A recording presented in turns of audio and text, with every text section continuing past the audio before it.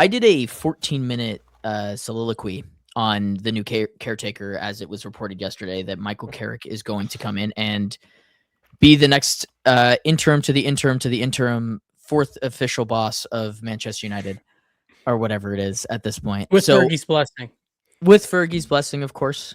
And Wayne Rooney now wants to be a part of the staff. And I bet you every other, ex-Red. It's just how this works. I'll let you guys kind of take the floor with this. And if anyone wants to hear my full thoughts, they can go to the video.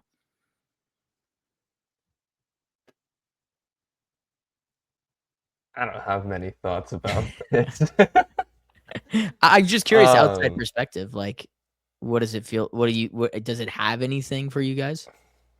Was this okay? Actually, let me pose the question. Was this the right appointment? Would you, if you were in the sporting director, I was gonna say, yeah. Would you have gone with Ole or Carrick?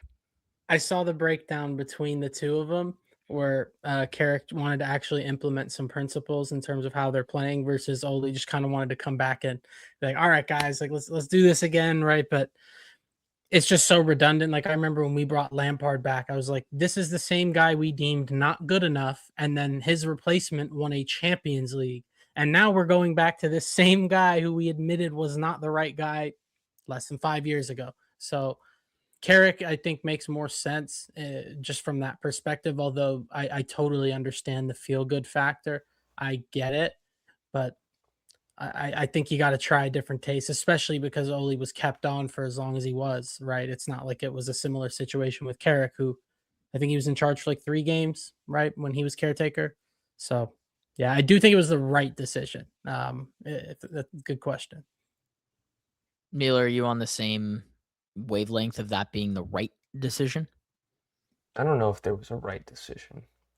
Between the two. This is probably where I'm at. I guess for the reasons that you guys just brought up, it makes sense. They did have a bit of success under Ole, though, and a lot of people think he was sacked a little too early. So you could have brought him back, but then again, I don't really have an opinion on either of them as coaches when it comes down to just the footy standpoint. I haven't seen enough from either of them personally. I don't know. I think it kind of goes into the same that we were talking about for Rosenor, and that this is a big game if they win, and if they don't win, it's not that big of a deal. You're playing a big team like City, one of the best in the league, and if you do manage to get points off of them, then bravo, and you've looked very good. Probably get some fans behind you. But he is a caretaker, so it's more to get the support of the fans behind the players and just the structure there, I guess. So it could be very big for that. But I think it's just important to get someone in. At least there's a guy, but more importantly, now what? How long are we going to have a caretaker? Is this going to be the end of the year? Like, are we just going to accept whatever results come through, or are we going to try to maintain some standard while there's still a fighting chance to get into some European positions and potentially find the long-term guy before the end of the season? Not to say that would be a positive in every instance to get a guy in let's say March, given who knows where you're going to be at that point, but there just has to be a direction. There has to be at least an active understanding that this needs to get done. There needs to be an idea. We can't just kind of coast through this. A transfer window is open right now. There has to be a groundwork for the future. If I were a United fan, that's the only thing I'd really be kind of on top of. Yeah, I saved my argument in the Ole video for this. Not because I'm upset, because I sat on a video for a week and a half and never had it see the light of day and then had to delete it today. That's not why I'm salty at all. But I'm an emotional human, and I like the poetic story. I think that this sport has that better than most other sports, where you get these heroic tales and comebacks, and Ole would have been a really good feel-good story in a club that has had very little feel-good moments over the last 18 months. And that's why I was so high on him coming back in, is because, one, he's a great player manager. It's the one thing that he gets kind of touted for. And Carrick isn't necessarily that. Carrick might have come in with a plan to show how he will tactically set up United. We've all talked about it. They don't have the personnel to be tactically set up in any way, shape, or form that's like consistent. That's my biggest concern here is like, it sounds like they went with, from the reporting that I'm seeing, it sounds like they went with the cheaper option. It sounds like Carrick came in with the plan to use what's currently available at United, and Ole wanted to bring in people with him during this 6 months. And it sounds like they're cheaping out. In my personal opinion, that's how I feel about this.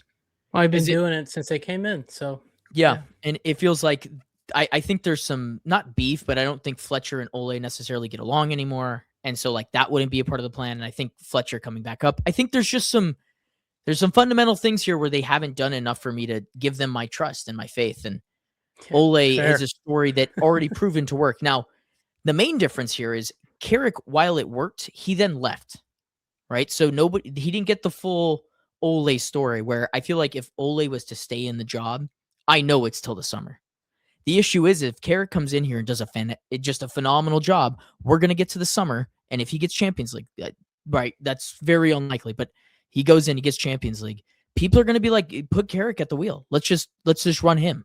And that's just the wrong decision. And I don't trust the United board to not be that type of sentimental with the guy that they've currently put into place.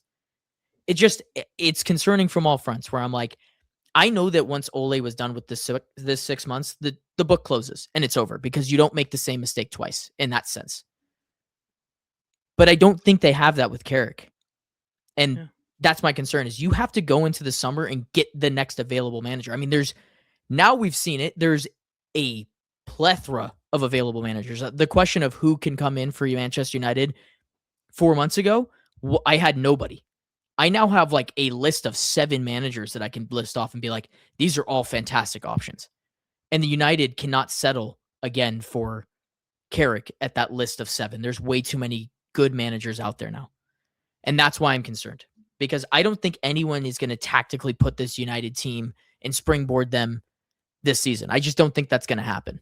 We've already seen it. United are playing games and they're holding possession and they're getting better XG than teams. I think that's just kind of where the floor and the ceiling is. They just don't have much of a margin. The team is what it is for the season. So you're telling me your main issue here is that you do not trust your board to do their job correctly? Nope. I'm with you, Dylan. Nope. I don't trust them at all. And I also think that them not putting Ole in charge means I just don't think they're spending money either. And I think that they should be spending money. I've been very clear on that. I just think they're being cheap. Cheap bastards, which is what INEOS has been since they've come in. Cheap bastards. They only spend when it's convenient or when Wilcox has said, you know what, I think this young player can do it. No. You should be spending money at all cylinders. Like money should be falling out of United's ass right now. That's my personal opinion.